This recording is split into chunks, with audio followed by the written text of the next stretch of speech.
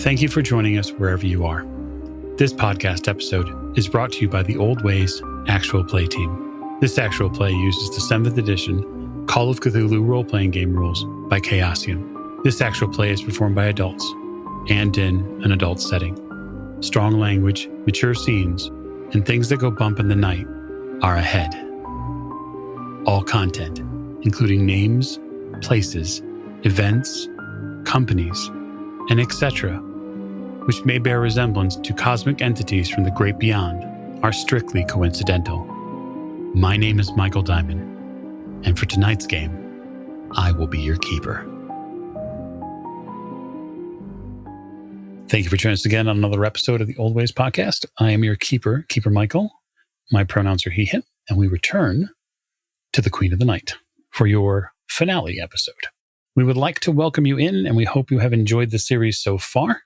If you are one of our wonderful Patreon supporters, we'd like to greatly appreciate you and call notice to your special support of the show.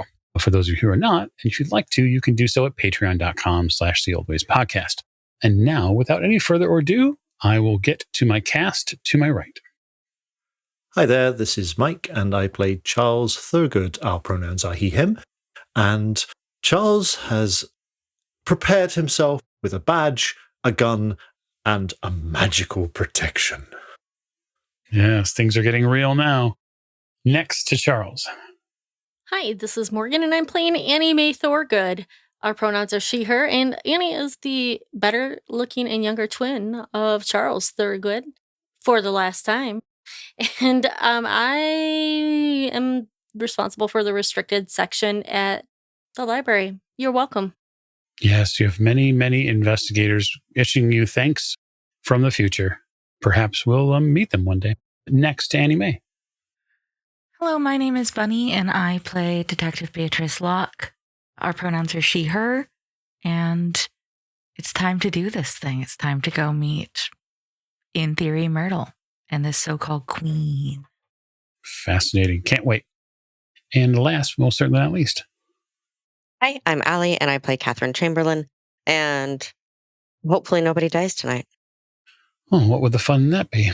So we're going to raise the curtain tonight at a local cemetery, a location which our investigators have decided will be their meetup spot before heading out to the Fowler Cottage.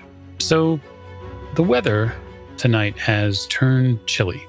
Arkham's landscape is windy, and here out in the cemetery, it's quite unyielding too. The wind is probably 10, maybe 15 miles an hour. There's no rain, but the temperature is probably 10 degrees off than it was. And so some of you will be probably bundled up in heavier coats. Nothing yet necessary for winter, but certainly layers, perhaps gloves or fitted caps to make sure that you stay warm. So we have 2 vehicles, and those vehicles are now prepared, 2 investigators each. And I wonder if there is any conversation outside the cemetery here about what's to happen next. Annie Mae, are you ready? Annie Mae is bundled up in a petticoat and probably has on some thick wool gloves and some wool tights. Charles, I've seen things in my time on this earth. Lord only knows. But I'm ready. I think I've been studying for this all my life. Are you? Charles takes a draw on the cigarette that he has taken from this rather nice silver cigarette case, which he replaces back in his pocket and pats it. Well, I think I'm ready as I'll ever be. I don't know exactly what to expect here, but, well, we have Detective Locke with us, we have Miss Chamberlain. I think between us, we're pretty much ready for anything they can throw at us. So are the other 2, are you sitting in your car just sort of behind us? Yeah, we'd get out now that we're all here and meet with you. There's just no point in standing in such chilly temps while waiting. I'll wind down my window. Charles has got an overcoat and a scarf and a kind of Homburg hat on. So we did find an accomplice of hers today.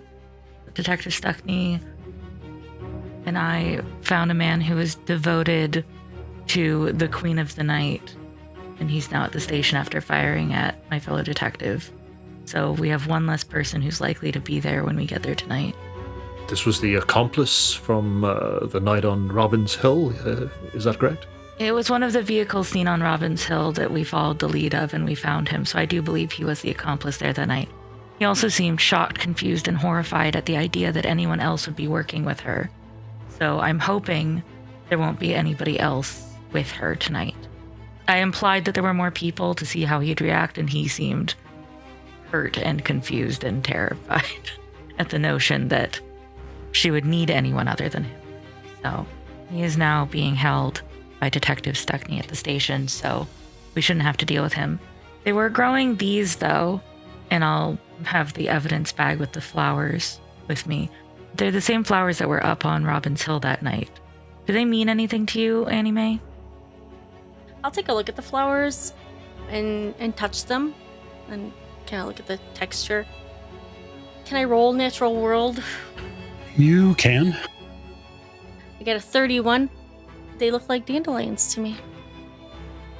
They're not dandelions, but sure. You're not familiar with why they would be special. It doesn't really link up to you. Yeah, I'm sorry. I'm not quite sure what these are. I wish I could provide some more information. Where did you find them? They were at the place he was staying, but they're the same that were at the scene of the crime, the scene of the killing on Halloween night. So I assumed they might be related. They seem to be growing them bountifully over there, even though they require like swampy, muddy land to grow, according to Miss Chamberlain. Really? They were in like a big thing full of rainwater to keep them wet enough. I wonder if that is a sort of connection to the matriarch of this tribe, coven, this clan, whatever you might call them, this line, Anne Whitlock. Was her body not disposed of when she was hung in a bog at the north of town somewhere? They just felt very relevant, and it sounds like they are significant to what they're trying to do, if connect with or otherwise do something with her long past relative. So, but they're growing a large quantity of them where her accomplice was staying. We also found these, and I'll pull out the bag with the charred bone. I won't touch that. I kind of look away. Is that what I think it is? Yeah, there were charred, seemingly human remains in the house as well. There'd been a fire in the house? It wasn't from the house burning. This was clearly a burned body intentionally. But either way, eerie misdeeds at the home of the accomplice. Probably in preparation for whatever we're finding tonight at the cabin. Disposal of a previous victim of one of their murders on the hill. Either way, there's hopefully one less person there. Do we know exactly where we're driving to? Did you find a location? I mean, I've heard about it all my life, but I've never actually gone out there. Knowing about it would be an Arkham history roll, at least the specifics. So all of you have Arkham history and you can roll it. Keeper, while they're rolling Arkham history, can I roll occult to see what they might be looking to accomplish with plants and charred bodies? Sure, roll occult. An Arkham history roll with my 8%. No, nowhere near it. I will spend the 8 luck to get a success. So I would have looked it up in the library, but I thought people knew where it was, so I didn't think it was necessary. Catherine? I will keep my 12 under 30 for a hard success of my Arkham history roll. Very good. You're pretty sure you know where it's at. You'd have to give directions, but Catherine, you're fairly certain that you know exactly where you're going. I'm pretty sure we're not that far from the house now. Okay. So, since Miss Chamberlain knows where we're going, we'll get back in my truck. You two follow close behind in your car so we don't get separated. And we make our way there. Everyone ready? We will follow you. Annie, get your gun.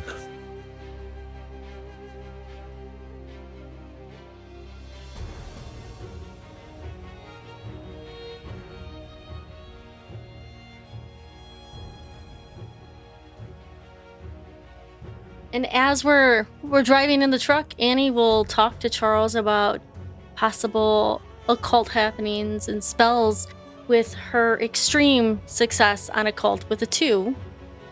Yeah, so here's the trouble. The sheer amount of occultic rituals which call for plant matter and bones is a pretty long list. Give me the top 2. The ones I would know most about. You would know that there's a ritual that involves the seeding of plant beds as a protective spell, which could use ground up bones and transferred plants. So you might be on the lookout for fresh or seemingly fresh garden work. The 2 vehicles get moving on south. You travel southwest of town. And as Catherine begins reciting these directions about where to go, Detective, I'm going to have you make me a POW roll. 34 under 50. In all the things that your father told you, some of his words just stick out. Disappearances happen to a lot of different family members in a lot of different places. But your father has been both a guiding light and now a vacuum as he's missing. People around town, around Arkham, have made presumptions about what happened to your father, many of them. But you feel like when you hear the directions that Catherine gives you, it feels like something you've heard before. It feels like something you've heard in his voice. You just don't know how to place it. You don't know when it comes from. And you sure this is the way? Based on what I know, yeah. It's the spook house south of town. Detective Locke seems to be white-knuckling her grip on her steering wheel, but following your directions either way. The rain begins. Quite a bit of it, actually. How long is the drive? Oh, it's probably 20 or so minutes based on the pace. The roads here are not particularly good in this direction. There's nothing truly, when you get out of town, it's all dirt. It's basically mashed up dirt and some rocks, very small. There's no actual paving. But you take it south and you keep going until there is a clear row of trees. On your left, you can see them in the darkness there. Thunder clouds overhead begin to gather. And you know, Miss Chamberlain, that the detective very shortly will need to make a left turn towards the cottage. The next section on the left, there'll be a turn, and the cottage should be there. All right. With the hearing this in my dad's voice that you mentioned, do I feel... You mentioned I don't know when this is coming from. Yeah, timeline-wise, you're not sure. Do I feel like I remember him saying this to me before, or just for some reason like I'm getting a sense of him saying it to someone before? No, it's a sense of him saying it to someone else. It's definitely not you. Like maybe you overheard a conversation. You take a left. You turn towards a barely visible patch of muddy ground. To say that this was once a road is impossible. It was at one point perhaps a deer path, but there's nothing specific that's left of that. It is merely lower grass than the rest of it. With now the oncome of rain, it is supremely difficult, even with the limited lights, the limited headlights that you have, it is supremely difficult to see which way is which. Looks like we're turning off, Anime. This could be it. Watch out for that log right there. Yes, I see it. Okay, maybe I should drive back? I'm perfectly fine. I'm perfectly capable of driving this car, Anime. I will have slowed until I made sure their automobile followed us on this turn, but then I'll go set out at a pace that feels right for this muddy and quickly getting flooded road, I'm sure, with the amount of rain that's here. Mm-hmm. We can't go too slow or else we'll not be able to finish getting to our destination. So, Sure. I suppose then I will ask, how close are you getting to the cottage? as we approach it, is it in any kind of clearing or is it like deeply wooded or? The cottage is, it's not in a, we'll say, deeply wooded space, but there are woods around it for sure. It's unimpressive. I suppose I can give you more detail depending on knowing how close you get to it. I just figured if it was hard to see through all the trees until we were like right next to it, we'd probably get really close. But if it's in a clearing, we could stop a little further back. Yeah, no problem. No problem. I will drive close enough that there aren't trees immediately next to my vehicle when I get out. Mm-hmm. So as soon as I'm through the tree line to the cottage, I will stop. Yeah, you get through the tree line. It puts you probably about 100 or so feet from this cottage, which again is only dimly illuminated by the lights that you have. I'll pull in behind Detective Locke's car, You pull in. turn off the engine, reach into the back seat, open up the wooden box, take out one of the pistols. I am going to leave the lights on my truck on for now. Okay. Lightning crashes overhead. What a night. Blow winds and crack your cheeks. Like a devil's night, but not. Are you ready to do this, Miss Chamberlain? Yes. And I'll lead the way. You get out into the rain. Miss Chamberlain, Yes, detective. have you ever used any form of weaponry before? No. I'll stay close to you. I'll take a little pouch, pour some gunpowder into the barrel of the gun, drop in a bullet, get a bit of wadding, tamp it down with kind of make sure that the bullet isn't going to fall out of the gun, and stick it into his waistband in his trousers. You prepare both pistols. I prepare my own. I don't have time for Charles to take his sweet time with it. Since I have gone hunting with father before. Papa. The Thurgoods prepare their pistols, which might be the scariest conversation that I've started. Miss Chamberlain, you get out of the car. I want to get out of the rain, but I'm also not like, oh, eager beaver to the house, because, there's probably a woman in there waiting to kill me or, suck my soul out. Okay. You get out of the car.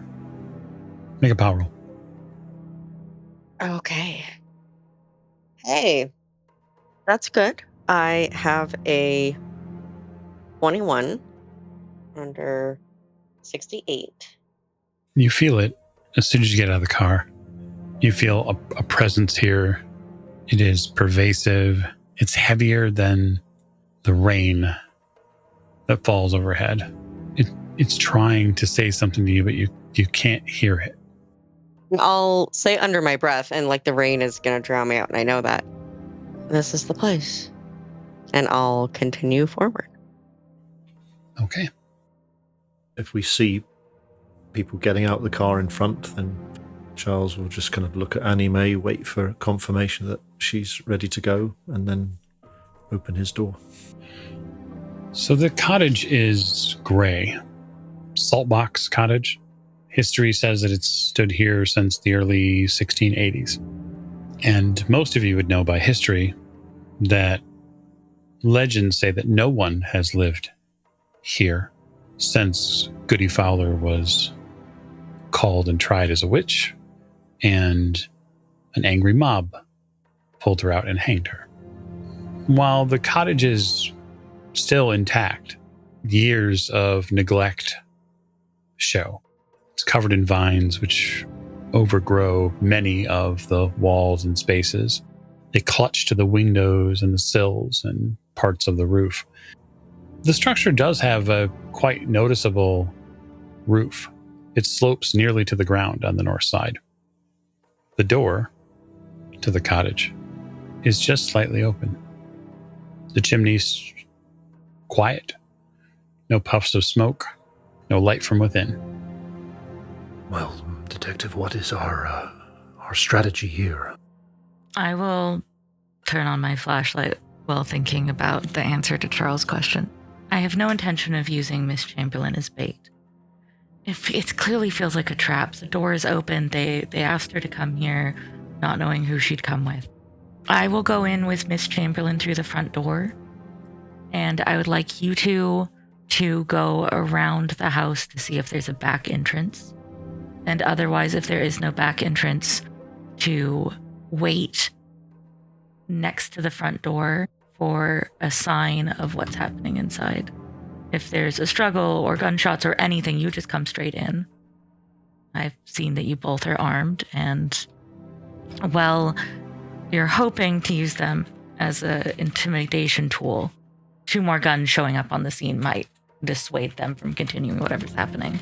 Detective, if you are going to lead the way, so to speak, I think that it would be best if you were to have this. And he will take out the protection, the disc that Henry Armitage gave him in the library, and pass it over to her. A wise man has given us these, and I think it would be prudent to trust in them. I appreciate that greatly, but I believe Miss Chamberlain should have it instead of me, as she's the one that Myrtle is most after right now. Very well.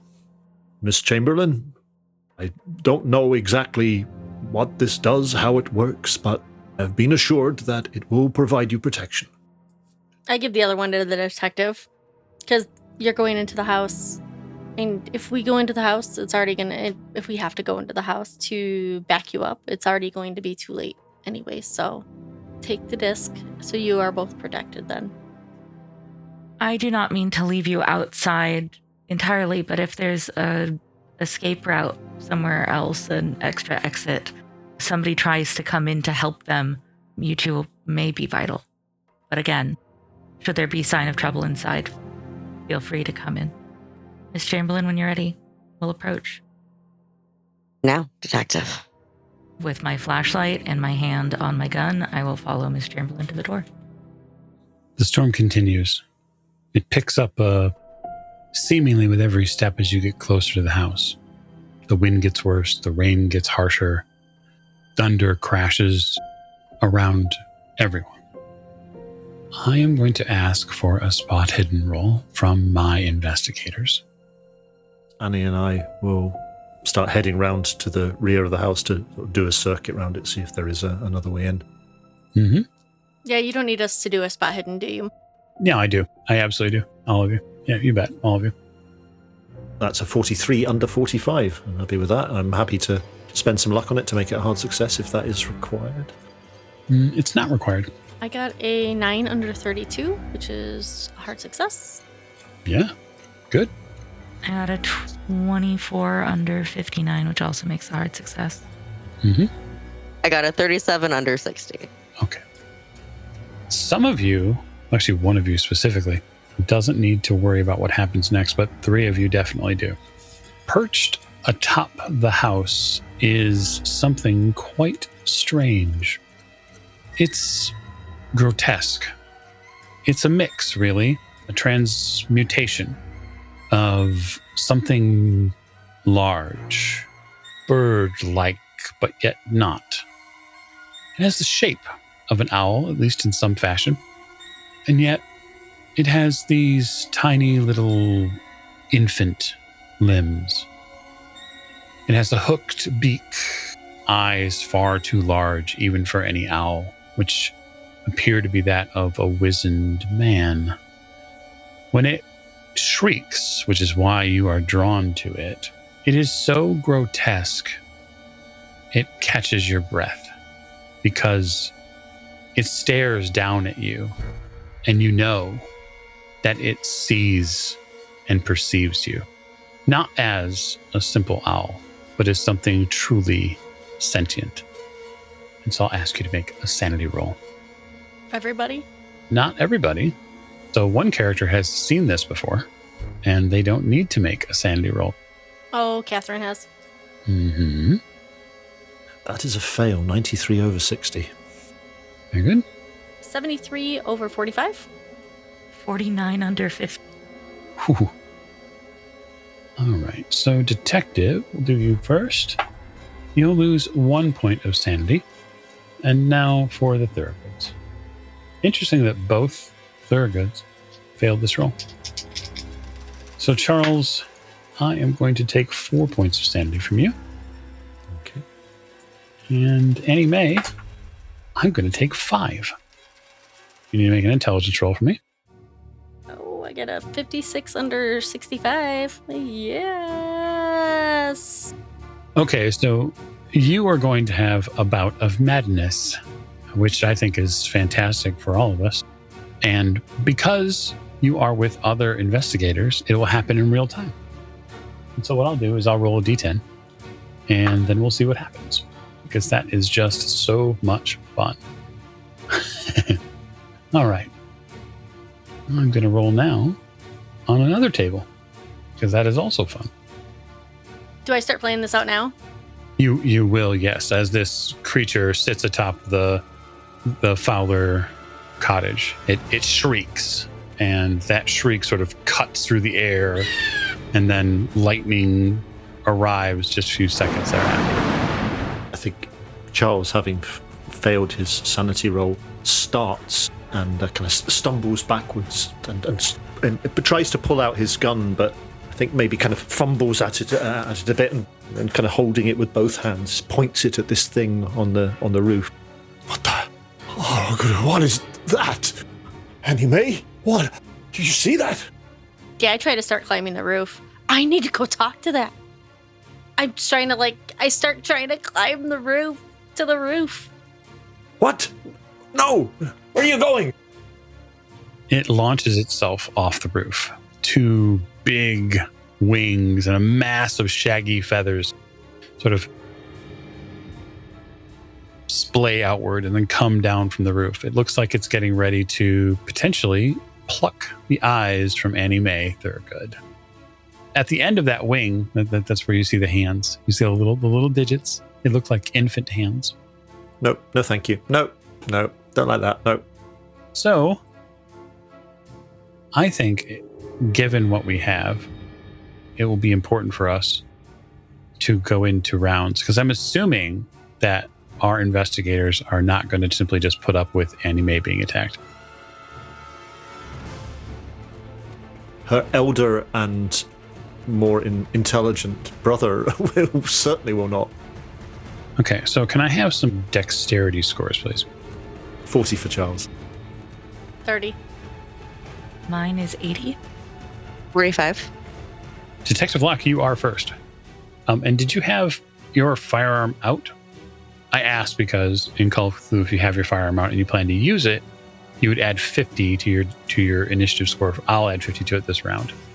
I had mentioned having my gun and flashlight are the things that are ready, and just in case. That was more in case of witches or make-believe witches and less demon owls, so... But in a pinch. In a pinch! So you can certainly make a firearms roll. I am going to spend the 6 luck to make that a success. Just barely. If I can. You spend the luck, and I'm going to make a dodge roll now. And provided that Philip does not dodge out of the way. Oh, yes, it has a name. Great. Oh, that's a terrible roll. Roll damage, detective. That is a 5. Okay, you fire. Shot goes off, and you pluck this thing. So now I am going to actually have to make a constitution roll for it. Oh, okay. This huge black feathered creature drops from the cottage, ready to prey on Annie Mae, and the quick thinking Detective Locke raises her revolver and fires. And when you do, you connect with its body, and you see a tuft of feathers go one way, and it sort of falls rather ungracefully from the sky to the ground. When it does fall, it falls and lands on its feet, and you can tell that it is definitely still moving. It will take its action now. And given that you're fairly close, I'm going to say that it can engage you in combat, Detective. Its plan, in summary, is to attempt to claw you, which misses. And so moving right along then, 45 would be Miss Chamberlain. I don't think there's anything I can do to this owl is the problem. Unless I just stare at it and will it to die. You do have the ability to engage percussive investigative talents. I can try to punch it. See how it goes. All of my combat skills are like non-existent. Oh yeah, don't worry. I miss real good. 56 over 25. Okay, you miss. It doesn't have the ability to fight you back at this point. Charles. All my focus of attention at the moment is getting my sister down off the drain pipe up to the top of this house, whatever she's trying to climb up, the ivy or whatever. I like the idea of some sort of unarmed combat roll or some type of grapple roll, because Annie Mae is in a state where she is not going to give up. I mean, I can try fight and brawl roll to try and just kind of manhandle her down off the wall onto the ground. Do I get to resist this? 100%. You're going to try and kick me in the face, or you're just going to try and avoid my grasp? Yeah, I'm going to just probably try to avoid your grasp. I wouldn't want to harm you. I'm very unlikely to manage to grab hold of you.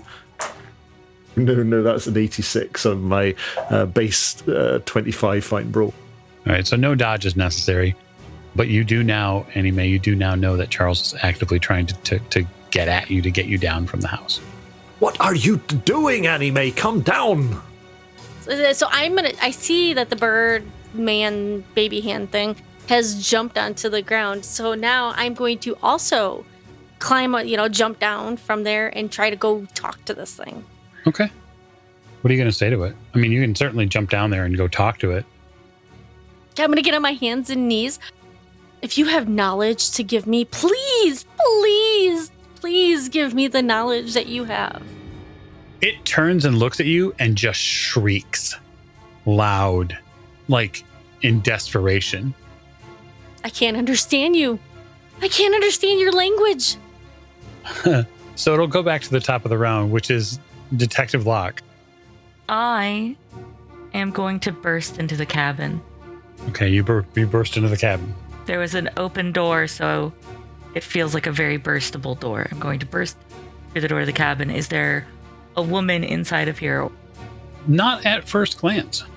So when you first step into the cottage, what you see are, well, you're sort of hit by the strangeness of everything. A half skein of yarn rests on the spindle in the living area. It looks like there's dried food in a cooking pot. It just feels like things here were never finished. There is a upstairs, though. I'm going to go forward. It's wounded. They're all gathered around it. They can probably handle it with their multiple guns and willingness to fight it. But I think that it has a master most likely. So I'm going to look for its handler, basically. I still think Myrtle's in this building somewhere. Okay. I'm going to go upstairs, I guess. You begin to climb the rickety stairs. But it's going to attack you, Annie Mae.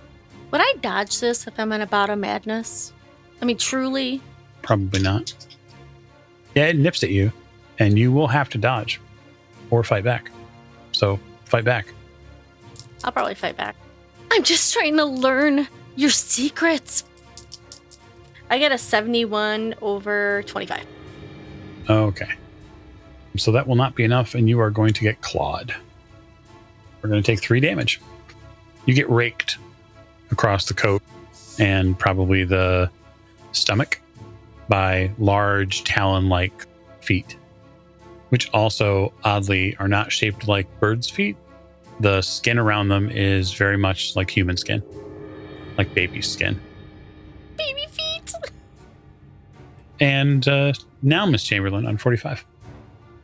I'm going to go inside the house. Okay, you head inside the house. Does this like uneasy feeling I had when I got out of the car get stronger when I step into the house? Oh, yeah, you step into the house and you get something immediate and visceral. It is a power roll. I got a 14 under 68, which is, I'm pretty sure. No, I'm going to spend 1 point of luck and make it an extreme success. You hear inside this house, as soon as you step in, you hear voices, multiple feminine voices that seem to be calling out to you. They say things like, "We're here, Catherine. We're here. You just have to get below the house to find us. We're here. Help us." And a strangeness takes over the bottom portion of the Fowler cottage. It does so in the form of the loom as it begins to work itself. Oh, great. Am I like entranced by the voices? No, that's what the power roll is for. Oh, okay, good.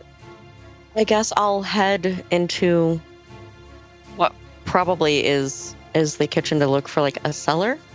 Because sometimes the cellars are inside and sometimes the cellars are outside. It depends on the house. Fair enough. You go that way. This is a 2-room cottage, so going into the kitchen is really the only other space you can go into on the first floor. Charles, on 40. Hello, yes. So how big is this horror that is attacking my sister? It's 3 or 4 foot. It's like a young child. Charles, in the wind and the rain, is going to hurriedly pull off his overcoat. This thing has attacked his sister, and that will not stand. And he is going to attempt to leap on it with his overcoat stretched out to try and wrap it up in his coat and kind of entangle it that way. Yeah, sounds like a fantastic idea. Which will, no doubt, require some sort of a roll. Yeah, fine, bro. Oh, that is 34. I'm going to spend down to a hard success. 22 luck to spend down to a hard success. Wow. You spend 22 and you leap upon this thing. So I'm thinking if you leap on it, Charles is probably not the most weighty of individual, but he does have some mass to him. He has got a size of 75. Okay, so he's actually quite a large lad. I'm going to say that Charles landing on someone with, say, a reckless abandonment, you're not trying to be careful about this. No. So I'm going to have you roll a D3. Okay. My main hope is to kind of have it contained within my coat. Sure, of course. That's 3 points. You land on it. And when you do, one thing about this creature's form becomes absolutely certain. And that is that it is somewhat like owl-like because its bones are hollow. And it crinkles under you and squishes. And it is only substantially holding Charles up for maybe about 2 seconds before you flatten it like a pancake at the diner. I got it! Well, I'm screaming because Charles squished the thing that I wanted to get knowledge from and learn about, even if I couldn't speak its language. But I'm screaming at Charles, no, why would you do that? What are you talking about, Anime? Have you completely lost control of your senses? Are we out of rounds then? We are, but we have to lead with the detective who is sort of going up. She's going to get to the top of the stairs. Yeah, for sure. Does that mean I'm out of my bout of madness? Technically, yes. We'll say it is waning. Okay. You get to the top of these rickety stairs. And at the top of the stairs, there is a woman standing facing the stairs. In her hand, she has a very long piece of wood. She's shrouded in the shadows that are here. There's no light, save for the occasional crash of lightning from outside. Her sort of mop black hair only shows just a meager, slim view of the emerald eyes that she has. You hear her say, "That's far enough, detective." Do we meet at last, Myrtle? Not the first Locke I've met, but the last for certain. You know, from my interactions this week, I've got to say you're my least favorite sister. Yes, so I hear. It's too bad, really. Lillian was very close to me. Was? Yes, was. You know, your gardener was very devoted to you, but won't be joining you this evening. Maurice was a simp. Complete and utter simpleton. Easily used and abused. You know, you don't have to continue whatever it is that you think you're doing. You could end this. I certainly could. And perhaps I will. But not tonight. Not here on these grounds. Do you know how many witches they killed here? Do you know how many of my line they have tried and executed? Too many. I can agree with you that they killed too many people, many of which were just women. They were just people living their lives that somebody didn't like. They weren't even necessarily witches, though I am being proven wrong about whether or not those exist at all. Lately, yes, they were killed needlessly, many of them. Too many for me to know the exact number of. But you think murdering more people right now is going to change how many people have already died needlessly? In a positive way? I don't expect you to understand. Detective, you haven't heard the master's call. By this time, the Thurgoods are done arguing outside, and Annie Mae has completely come out of her delirium. Still got this thing wrapped up in my coat. I have it contained, Annie Mae. I think you killed it, Charles, by squishing it. I'll slowly unwrap it and kind of carefully prod it. Oh, it does not move in one way or another. What is this monstrosity? We could probably save it and take it to Dr. Armitage. I'm sure he'd love to study it. Have it stuffed, you mean? Just leave it next to the house. We'll figure out what to do with it when we're done doing whatever we're doing in the house. This coat was new as well. Come on, let's go in and see what's going on. I hope the others are all right. So, Catherine, you headed to look for a root cellar or a storm cellar, perhaps? There was a call. There was. I'm trying to get there. Yeah, you walk through the kitchen and you find access to a root cellar. A little, small, tiny little trapdoor, probably no bigger than 2x2, easily pulled up by a piece of rope. Yeah, I'll do so. Hmm?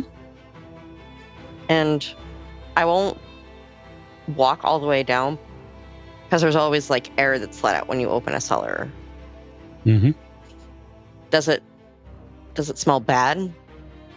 It smells earthy. Bad is not the word I would use. So not filled with corpses. It doesn't smell like it. Well, that's encouraging anyway. You'll have to go down and investigate to see if it's actually filled with corpses. You know what? Fuck it. Why not? I'll go into the basement and look for corpses. You go down into the cellar. So there are no wooden steps. There are pieces of stone that have been driven into the dirt that has been cleared out in here. And the space is probably no more than maybe 5 feet high. At that, you have to duck a little bit to sort of move around in here.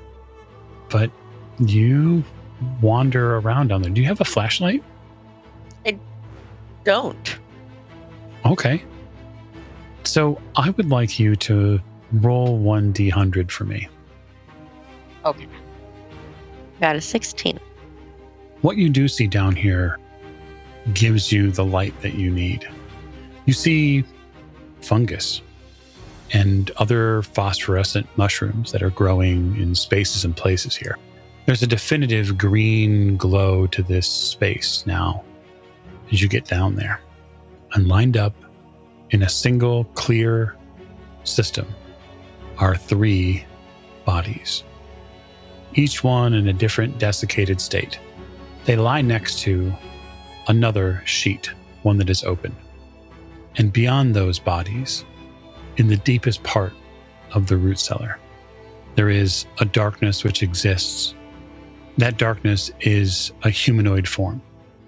It steps out from the wall and extends its hand. And you're going to roll sanity for me. I've rolled an 88 over 54. Okay. So I am going to take 10 points of sanity from you. I saw indefinite insanity. The world breaks for you. It comes apart. You are no longer alone, Catherine. Your family is here with you. Many of your mother's line, a line which she hid for over 2 decades from you, extend out here in the basement. Spirit after spirit after spirit joins you here. You see so many of your own family that you know. Somehow in your heart, you know these people. You see, hearkening back throughout history, this line, a line only governed by women, one that has existed in Arkham for years. And stepping from this collection of spirits is a woman you know as Anne. She approaches you as any great grandmother might. And she says the words you've been dying to hear all your life. You're home, Catherine. It's time to join us. She extends her left hand to you.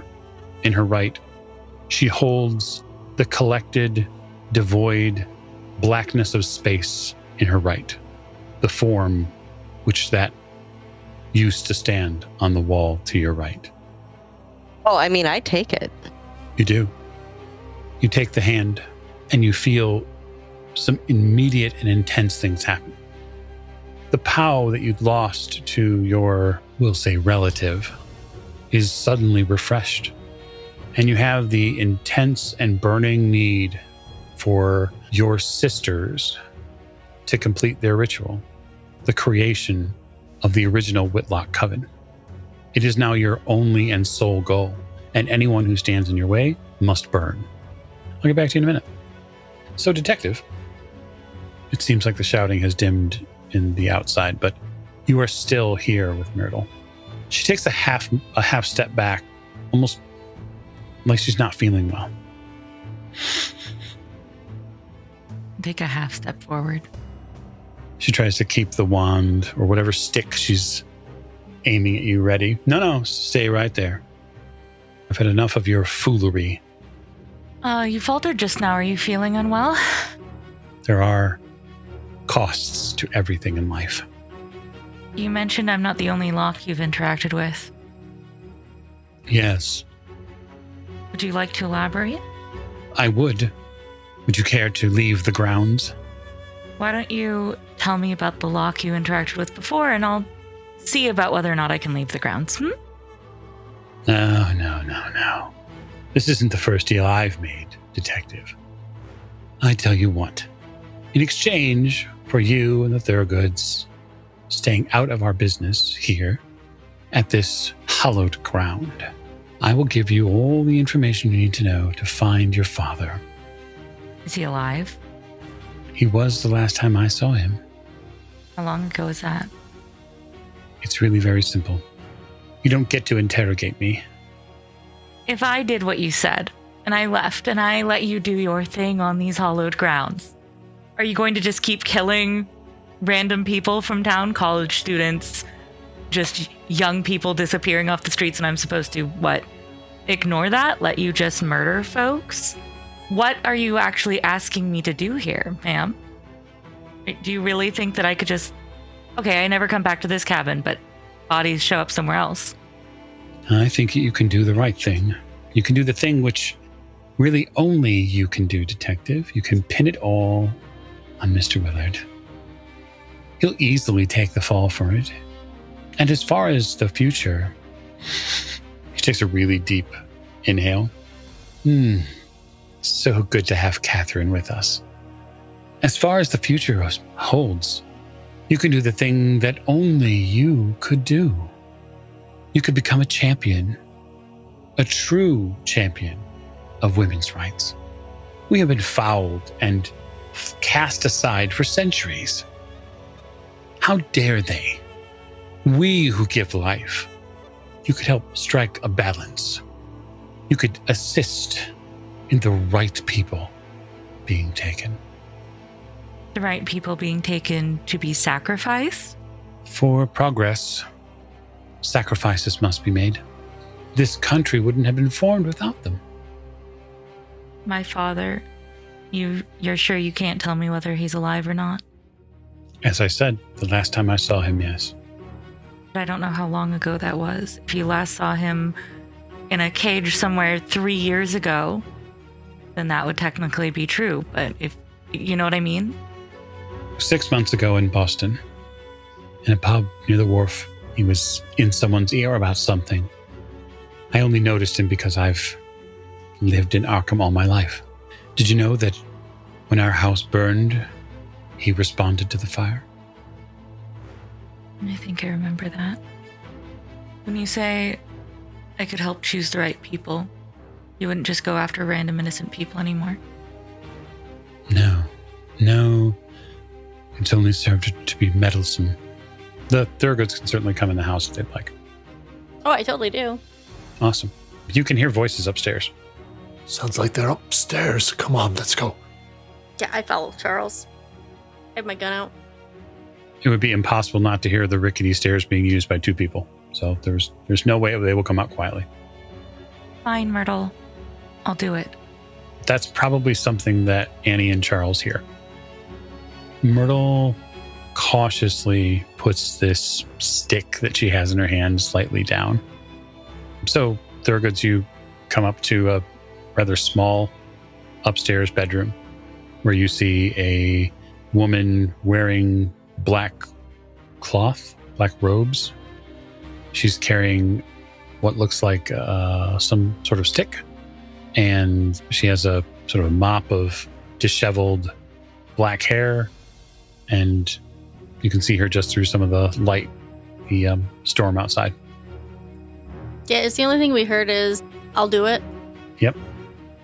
Detective, you have her in custody then, I see. Excellent. It sounds like Catherine might be in danger somewhere in the house. You might want to find her. I'll stay here with Myrtle. Very good. Ah, Myrtle. Yes, I thought that might be the case. Yes. You have your sister's eyes. She regards you like a tiger regards a piece of food. Don't know quite what to make of that. Anyway, are you staying up here with the detective, or are you coming down to find Miss Chamberlain? I am staying up here. So I'd like to find a little more information out about what she's going to do. You head downstairs. Catherine, you are completely and totally bonkers as far as your sanity goes. But I think you know what you have to do, and so I'm not going to take the player character away from you. So feel free, as you decide, to interact. I think as I go down, if I'm aware that Catherine might be in danger, based on what the detectives told me, I will take my flintlock and have it at the ready. Okay. Apart from anything else, just to make me feel a bit more confident as I go down the stairs. Yep. Should have had a large glass of something strong before I came out here to give me Dutch courage. You get down to the root cellar, Charles, size 75, so you are definitely hunched over down in here. There's very little light down here. It takes your eyes time to adjust. So do you have a flashlight with you? Charles is a prepared person. I'm happy to give you a flashlight. Yeah, so I'll go down kind of quite carefully and cautiously, see what's down there. Yeah, there's an awful lot of mushrooms growing down here. Roots. Miss Chamberlain, are you down here? You turn the flashlight and you begin to see what looks like a strange setup on the floor here. There's a few sheets long enough for bodies to be laid out. In fact, there are forms here, Charles. There's things on the ground, and your eyes begin to sort of dance around. Miss Chamberlain, where are you standing? I'm all the way in the back corner facing the wall. You're facing the back wall. Okay. In your head, you hear your ancestor Anne Whitlock say, show him who you are. Show him all your power. So I'll turn around, and the first thing you'll notice is that these like piercing green eyes I've described the lady in my dreams and having encountered and everything had, I have those now. I got big shiny green eyeballs, and they're staring right at you, Charles. Yeah, they almost set themselves apart from everything else in this space. They are too green. I clutch at the pocket that I had the protective symbol in and then realize that I've given it to her. Catherine, what would you like Charles to do? Is she up there? The witch. You mean Myrtle? She is, yes. The detective has her in custody. Are you all right, Miss Chamberlain? You look different. Your eyes, something. They're very striking, are they not? They are. Yes, very striking. Are you all right down here? Detective Locke said you might be in danger. What is this place? Are these what I think they are? Oh, they're victims. Dear God. Murdered from the family line. All women hidden in a basement because they are feared. But yes, Charles, I am fine. Well, come on then. We're taking Myrtle into custody and returning into the police station. Well, first I have to say what Myrtle wanted me for. At least to talk. Oh, really? I mean, she's responsible for the death of at least one person. Yes, and that is unacceptable. But I need to talk to her. Because she also tried to kill my parents. Charles, I'm sure you understand. Of course. Yes, of course. Yes, and the due process of law will come. She's upstairs. Yes, Charles, let's go upstairs. Are you sure you're all right? You seem different somehow. Your manner is very calm. I think I'm in shock, Charles. I wasn't expecting there to be bodies down here. Yes, yes, of course. Of course. Come on then. Let's go up and we'll talk to her, and then we'll take her into custody. Yes, I suppose, yes. Okay, so back upstairs. Detective, you have a Thurgood with you. Okay, Myrtle. So you just want to help Amelia get away from her husband, and Mr. Willard caused the scene up on Robin Hill? That's correct. What? Terrible, horrendous marriage to Irving. I did some sneaking around, I admit it. I found medical records, and I found that he'd been drugging her. And worse yet, I have evidence to say that there's a romantic involvement with her piano teacher. We also found evidence of these things. She seems to be in great danger there. Annie Mae, if you would, roll psychology for me. Oh, I would, because my psychology is pretty fucking good. We need to make persuade rolls, detective. Persuade or acting? Oh, if you have acting, sure. Oh, I am going to spend the 3 luck to make that an extreme success on my psychology roll. I see someone taking their phone out to take a picture or something, so that might mean you lose. Or it might be extreme versus extreme, and then we'll probably have to see who's got the higher or who's a what's it. I rolled a 3 on my acting, which is under my 5th of 6. So who has... your acting is what, detective? 30.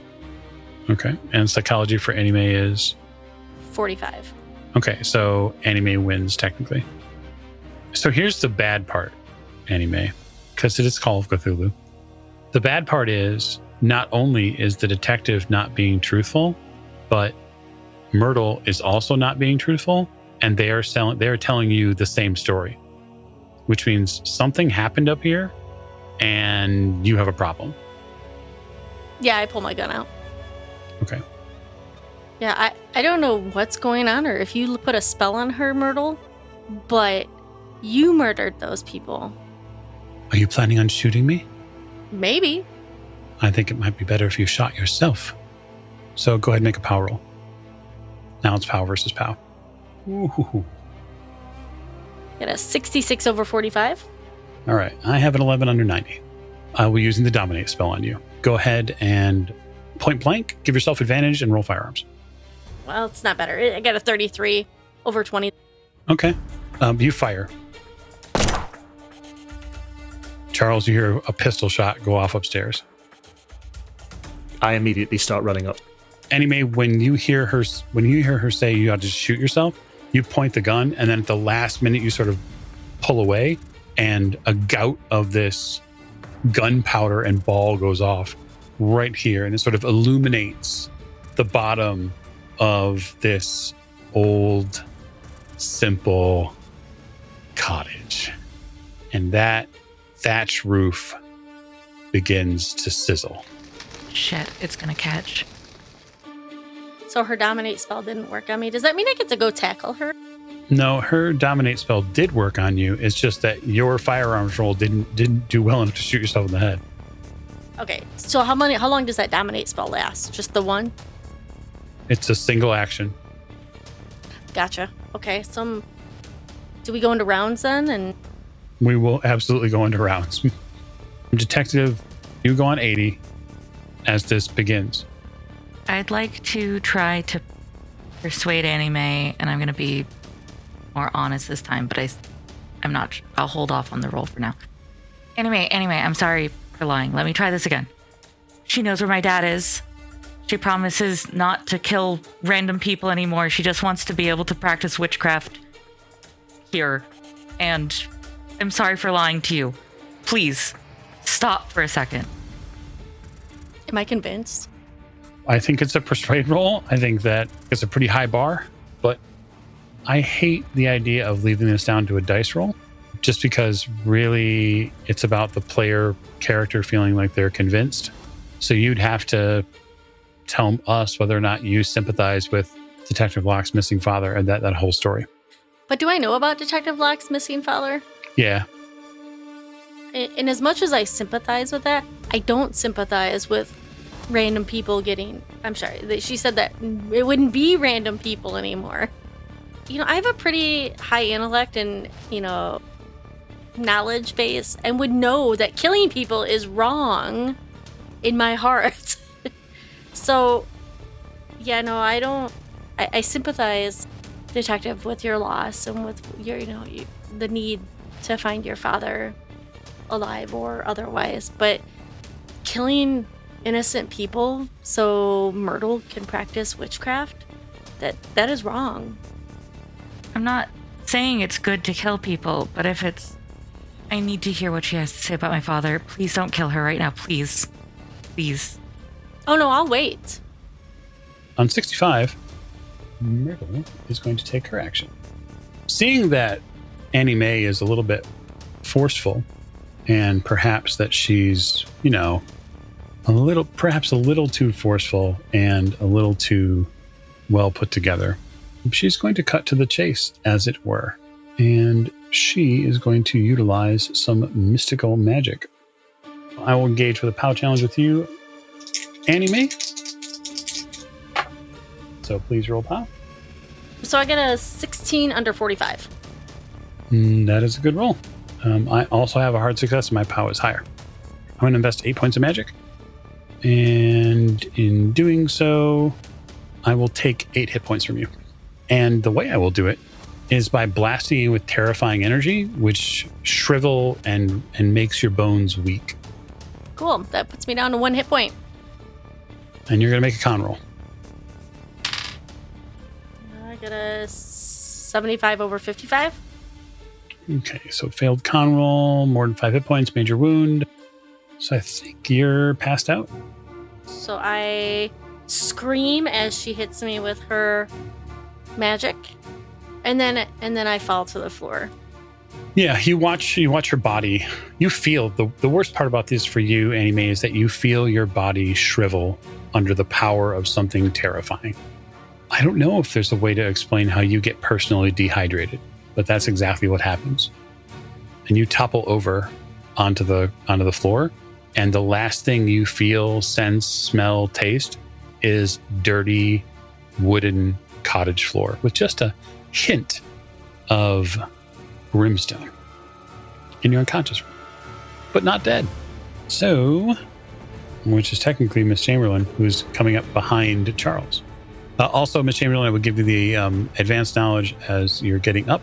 You can tell intrinsically, somehow you know that Myrtle is upstairs and she is accessing power given to her by your ancestry.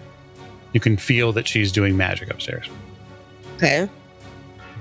Charles isn't that fast, so if you want to rush up, I mean, he's making best speed, but if you want to rush up past him, he's not going to stand in your way. Yeah, I probably will. Do I come to a piece of human jerky on the ground? No, technically Anime is still all in one piece. She's just sort of, well, you can put her in a little box now. I want to walk towards Myrtle and start heading up the stairs. I know it's a lot of movement, so I imagine that that's my entire action. The cottage is a 2-room cottage. It's not very big. And so if you want to get up the stairs and then onto the rickety staircase, I'm okay with it. The people who are upstairs, Detective and Myrtle, can see you at the top of the stairs. And that's what I'll do. Okay. So that means Charles. I am going as fast as I can up the stairs with my pistol in hand to see what's happened and make sure my sister's all right. You probably definitely heard her shriek in pain. If I can get right up into the room, so much the better. If I can't, then I'll just get as far as I can. Yeah, I'll say that you can get right up into the room. And I guess I'll see her on the ground. Very quick look at the room itself, and then I'll just rush over to her and kind of go down on onto my one knee and, God, what has happened to you, Annie Mae? Annie Mae! And I'll see if she's alive. Medically, you'll need a first aid roll. Yeah, absolutely. I mean, I'll look for a pulse and that sort of thing, but obviously she's in a bit of a state. That is a success. 29 under 30. Astounding. You have a pulse. You do see and believe that she is alive. Is it a sanity roll to see my sister like this? Yeah, I think it is. I think for you it is. This is terrifying. Something has horribly and horrendously shriveled your sister. Yeah, that's not right. Yeah, no, it's pretty bad. As the dice have decided that I shall fail that sanity roll with an 86 over 56. I think this is worse than failing the bird outside, given the closeness that you have with your sister. So I'm just going to roll a D8 this time. It would be bad enough if it was somebody I didn't know, but it's my younger and once better looking sister. Yes, Charles, I'm going to take 8 points of sanity from you now. Oh, fuck you. Thank you very much, I don't think. That is bang on indefinite insanity for me. Yeah, you lose it. Oh, no, I don't need to roll intelligence. I'm indefinite. I just get about. Oh, that's right. Yeah, you're definite. There are investigators around, and since there are investigators around, I'm going to roll a D10, and we're going to see how you bout. I have a feeling, I hope the dice agree with me, Yeah, you lose it. And when you lose it, you become completely just psychotic. You lose every shred of decency that you once had. This investigation, all of this has taken such a toll on you, Charles. And now to have that weight fall on your sister leads you into a blind rage. I stand up in a burst of swift movement, and I just shout out, "Who has done this thing?" And I will just hurl myself at whoever in this room looks the most guilty or responsible, whichever one of them it is. You know, given that it's about a madness, ally, enemy doesn't really matter, but I'm going to leave that for the dice to decide. And so I'll do a simple high or low roll, and we'll see whom you go after. Would you like high or low, sir? Would I like high or low? Yeah. Well, let's say that high is for Myrtle. You absolutely go after Myrtle. I just hurl myself at Myrtle then. I'm not shooting at her with the gun. No? I am just leaping at her. I'm probably going to try and pummel her with the butt of the gun. Yeah, sure. So Detective Locke will get to go before this. So I wonder, Detective, are you going to intercede and do something about this? Myrtle, you don't have to kill them. You can just get out of here. Let Annie Mae live. Okay. So you just let me know whether or not you're going to directly stop Charles or not. I'm going to shoot the floor in front of Charles to see if that'll get him to stop, to see if that'll snap him out of whatever he's doing. Charles, nobody else has to die tonight, please. I mean, I'm happy to let you just fire off a round in here, no problem. You don't have to roll for it or anything. But functionally speaking, he's in about a madness. He will not respond to calm talk. It'd still be what she tries to do first. Yeah, I'm with you, 100%. Go right ahead. I mean, that's a 31 under 40, so it's not like I accidentally shoot him at least. But Very good. You fire off a round. It'll come to 65 before we get to Charles. I think that she's going to look at you, Charles, and say, stop. Power roll? No. And I'm trying to play this as level as I think would be true. I think that if you're in a bout of madness, dominate isn't going to work. That's the way I'm going to play it. But that's not me. That doesn't mean that she wouldn't try. Sounds about right, yeah. Catherine, you eventually get to the top of the stairs and see Charles hurtling at, well, your relative. Can I scream at Charles to stop and force him to stop? I'll tell you what. I will give you a spontaneous mythos roll. I don't have any mythos though. Well, you saw and lost sanity to a mythos creature, so you should have 5. Okay. Well, I don't think I'm gonna. We'll see how this goes. I mean, it's totally possible.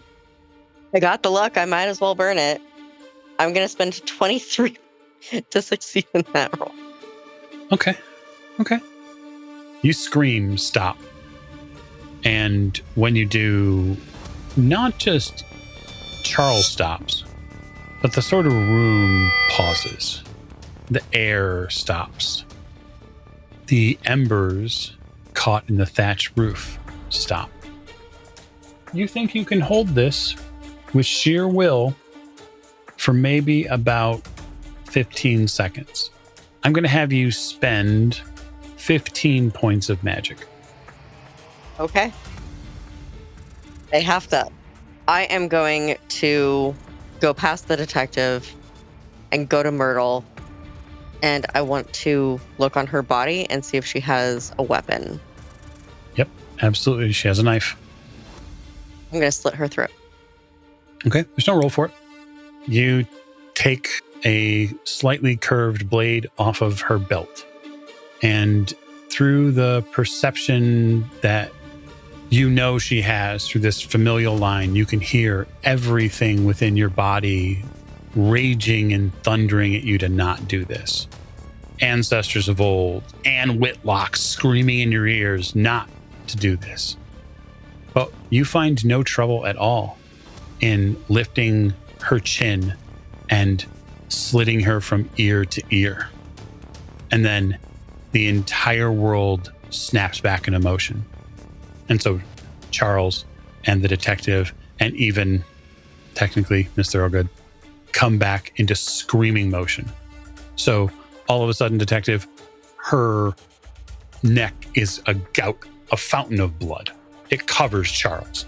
Charles, you collide with both the body of, well, the former Myrtle and Catherine. You slam into the wall. A wood desk is shattered against the side of the wall. Well, I'm just going to start laying into whatever and whoever is closest to me, be they animate, inanimate, alive, or dead. Yeah, your rage only lasts for 2 rounds, but you spend a full round beating up the body of a dead woman. Not that you know that she's dead. Yeah, the thatched roof continues to go. It catches now. I'm just astride her, I think. I'm just kind of strangling her and banging her head on the ground, punching and punching and punching her body. You get completely coated with blood. Leave my sister alone! Beatrice can't stand watching this, so when she's able to move, she's going to start moving Annie Mae towards a vehicle to get her to the hospital. Okay. Yeah, we are out of rounds. He's clearly not receptive to reason right now. So saving Annie Mae is the only logical next step at this point. There's no suspects, there's no logic anymore. There's just one less life that needs to end tonight. Of course. The cottage is on fire, Catherine. I'm gonna hold on to the knife and tuck it into my skirts as I gather them up and walk out of the house. Okay. You walk out of the cottage. Even with the storm, even with the thunder, the cottage burns to the ground. Detective, you get Annie Mae collected and into the car. Charles, you come out of this rage with no one around you, a dead woman under your body, under you, and bits of her pulverized flesh all over you. You don't even know what happened. Where's Annie Mae? And the house is on fire. And the house is on fire. Full conflagration now. I guess I will stumble through the smoke and the flames, stumble towards the staircase, try and find my way down before I'm overcome with smoke inhalation, and try and get out the house. Yeah. I'll say that you're able to get out of the house, but it does take some doing. No con roll necessary, but you certainly have to work at it. The detective seems to have bundled Annie Mae, what's left of her, into her car. And there are 2 vehicles to take back. So are we all trying to pile into one vehicle? Or are you taking both vehicles from the scene? Miss Chamberlain, are you taking a car back? Or are you just walking back through the storm? I'm walking back through the storm. Okay. So what I'm going to do is I'm going to call the story portion of our tale to a close there. I love the idea of Catherine walking away through the storm, and who knows what happens to her. But I will say this. Over the next couple of weeks, under serious convalescence and some keen doctoring, Annie Mae, you are able to recover some hit points. You will forever be scarred by the experience, and it is very likely that you will be bound to a bath chair or something similar for a period of time. But you will have survived. When the investigation comes to a close for you, detective, I wonder what story you tell the chief. What was left of Myrtle in that cottage? Anything? After it burns to the ground, nothing. There's nothing left of her. I will submit reports to the chief that Myrtle and Mr. Willard, under her guidance, trying to act on her delusions of being able to reconnect with her great ancestor and desperation from a hard life's trauma's effect on her mind. She caused these incidents. Unfortunately, when trying to threaten her and de-escalate the situation, one of the flintlock pistols from the Thurgood house caught the thatch roof on fire when it was shot straight up through the roof. And the Thurgoods, while taking their temporary deputization very seriously, suffered great enough losses that, other than checking on them, leaving them alone through this process makes a lot of sense. Annie Mae, should she recover, will possibly never fully recover, but took great injury. The cottage is burned down, etc. I'm not going to mention that I have an idea of where my dad's located now, but just that I tried to stop more needless harm to more people, and unfortunately the cabin came down and Myrtle was burned before any attempts to go back inside to get her could happen. I got Annie Mae to the car, and by the time I could even consider going back in, the house had come down on her. But I will report that Maurice Willard did acknowledge that he was an accomplice of hers in things, and that he was devoutedly helping her. I wonder then. So in summation for the police side of things, they closed the case. There's no further investigation needed. Maurice does also cop to several other murders that have happened over the period of time. He is instrumental in finding bodies all over Arkham, at least 3 others. And you and Detective Stuckney sort of work to unearth some of these over time. You do a lot of work of getting news to people's relatives and being able to put people to rest, thankfully. I wonder, Charles, while your sister is convalescing, if there is something you will do about Amelia. I think Charles is really deeply traumatized by what's happened in the cottage and by his part in it. Although he doesn't really remember precisely what happened or how it happened, as far as he knows, he's responsible for Myrtle's death, because one moment he was lunging at her, pummeling a dead body. So he's kind of carries that around with him, and it really affects him quite deeply. When he's questioned by the police about the circumstances of what happens, he's kind of evasive, and what happened to his sister, and kind of guessing that she was burnt in the fire is probably going to be the excuse that's made for her wounds, although it doesn't really cover it.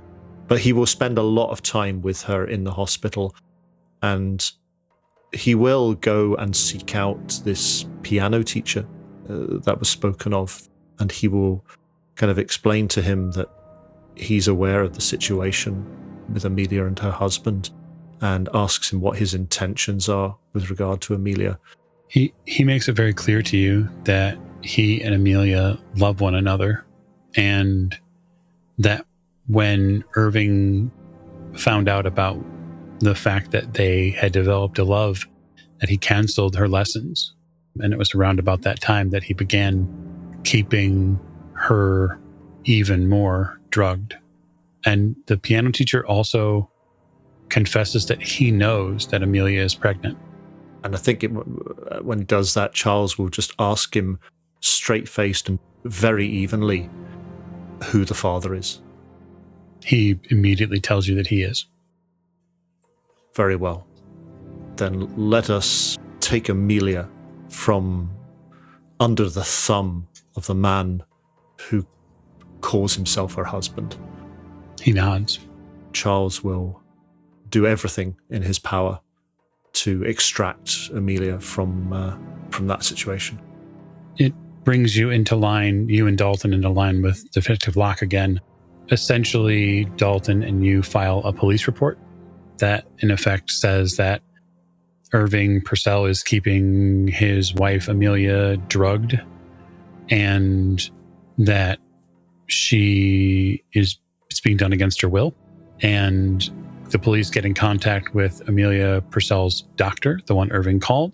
And while he cannot violate doctor-patient privilege, the chief of police is able to put enough pressure on the doctor to stop prescribing the medication, which incenses Irving to no end and draws him out into an uncomfortable legal position where you are able to get him to admit it with the authorities listening.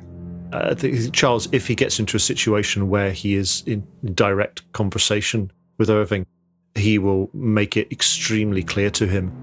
He will ruin him.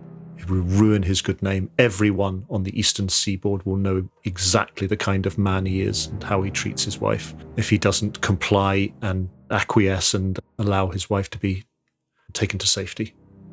Really, the sad part here of this tale is that it is not the legal pressure for Irving which does it. The social pressure is what pushes him over the edge, because he cares far more about being who he is in society than he cares about what happens to his wife. And her and Dalton, through a series of meetings, eventually do decide to move to Boston. Beatrice would offer to help them move and also try to take a sabbatical after all of the Willard murder case leads finally are whittling down, so that she can spend some time in Boston herself. Sure. Annie Mae, just as a word on your recovery, a couple of months does do you some good. You are able to get some working mobility back in your legs, but the toll of the investigation is one that will never leave you completely. It nearly killed you. Yeah, probably some scarring from it. Lots of it. So how many hit points can I recover after a couple months? I will say that you end up recovering 6, and that is because you take a permanent point of hit point damage from what you went through. So Annie Mae would probably go reside at the seaside for a long period of time. And do I have recover movement my hands and everything? You recover some of it, yes. You are essentially going to have early onset arthritis, and you're going to have what is in effect like something that is akin to sort of fibromyalgia. Charles will be absolutely insistent that he looks after you in the house and takes care of you and brings you your meals and all that. And this idea of you going off somewhere on your own, he's kind of very reluctant to kind of agree to that at first. I'm sure we would hire an aide, but I think doing, some of that fresh sea air would do me good. And I could write about my experience or have my aide help in writing. There's a lovely little seaside town just off, just up the coast a little bit from Arkham. Yeah, I hear the residents are very friendly and welcoming. Yeah, so I go move to Innsmouth. Okay, fair enough. You moved to Innsmouth. And if I could, Catherine, we know that you walked off into the middle of a storm. Are you happy to just leave it there? I just have one note of moving west, and there's rumors about a lady, especially as the years go by, referring to herself as the Queen of the Night. That seems reasonable to me. I always like when players get a chance to sort of write a little bit of their own ending. And so, for the old ways, I have been your Keeper Michael, and we have been playing through the Queen of the Night. This was in issue 3 of the Arkham Gazette, which you can pick up from Sentinel Hill Press. The fine folks there allowed us to utilize the scenario and provided it for us. It was written by Brett Kramer and illustrated by Chris Huth. And so we encourage you to go take a read, as our playthrough is unique. And so, one final time, thank you and good night.